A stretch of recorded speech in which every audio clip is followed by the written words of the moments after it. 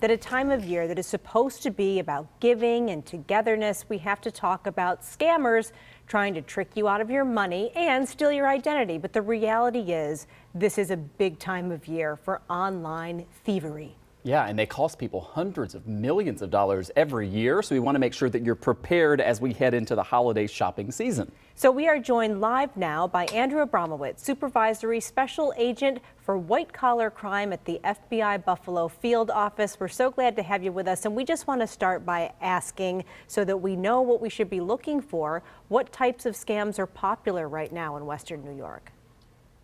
Yeah, Michael and Kate, thanks for having me on. I want to say at the FBI, we get complaints every week from victims, and it's really difficult listening to a senior citizen who's lost her life savings or a company owner who's going out of business because he's been defrauded. So there's 3 prevalent scams in Western New York I'd like to warn your viewers about. The first one we call a grandparent scam, and that targets senior citizens. And the scam works like this. A granddaughter hysterically calls a grandparent saying she's been in a car accident, she was texting, she caused a death in the other vehicle, and she's been arrested. And then a lawyer gets on the phone and directs the grandparent to wire transfer money or give money to a courier to bond the granddaughter out of jail. But it's all a scam. It's not the real granddaughter. And we were recently dealing with a victim family in Hamburg that went through that.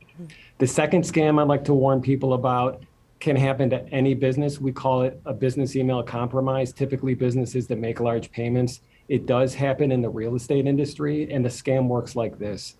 The scammers will send employees an email with a link.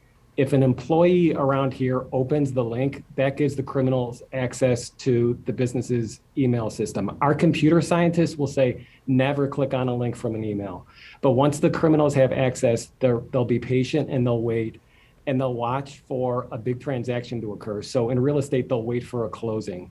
Then the criminal will spoof or create a misattributed email and create a fake email of a real estate attorney or the mortgage company or the real estate broker, and direct a home buyer or the other attorney to send his or her closing costs to the criminal. And it's really unfortunate when we see those. I'm dealing with a family in Wyoming County who just lost $60,000 trying to buy a home.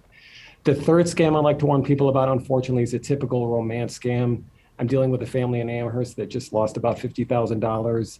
A 30-year-old victim was befriended online from a subject overseas who pretended to be a U.S. service member, and over a period of months established a relationship, gained the trust of the victim, and was able to get the victim to send about $50,000 overseas to the subject. Yeah, it's so helpful to hear you talk about the places where these people live so people can understand these are sophisticated operations, and people fall for this stuff, and it's not something that just happens somewhere else. I mean, it's happening right here in our backyard. So I wonder what advice you would give people, I guess generally, because every circumstance is different, but generally, how should people avoid becoming a victim of these? Yeah, some of the best advice we can give is resist the urgency to quickly send money, and take a step back and try to independently verify the claim that's going on. So about 50 grandparents have been called for the grandparent scam. The grandparents who did not lose money in that scams were grandparents who took a step back and called their grandchildren to verify that they were okay. Or for example, in the business email compromise scam, if a home buyer has been dealing with his or her lawyer and he gets a call from another lawyer or an email directing the victim to send money, take a step back and make a phone call to the lawyer you've been dealing with, or your real estate broker who you've been dealing with, or the mortgage company you've been dealing with. So take a step back and independently verify the claims. And you can also, victims can also call the FBI at 1-800-CALL-FBI, or even go into your bank and explain the situation to your bank, the branch managers, and your branch manager oftentimes can explain that you're being defrauded. We have about a minute left, and we just want to ask you, if this does happen to somebody, or if they're watching right now and thinking, I think this might have happened to me, what should they do? So time is of the essence, especially with money transfers like this. If you can report it to your bank within 72 hours, oftentimes your bank can reverse that wire transfer. If not, and even if that happens, again, call the FBI at 1-800-CALL-FBI, or go to, it's www.ic3.gov. That's our FBI headquarters unit that tracks these scams.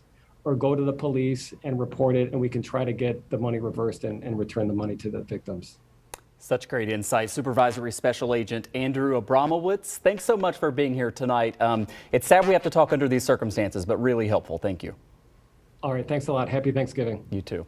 And we thank you for joining us. Once again, here's the text line 716-849-2220. Get in touch.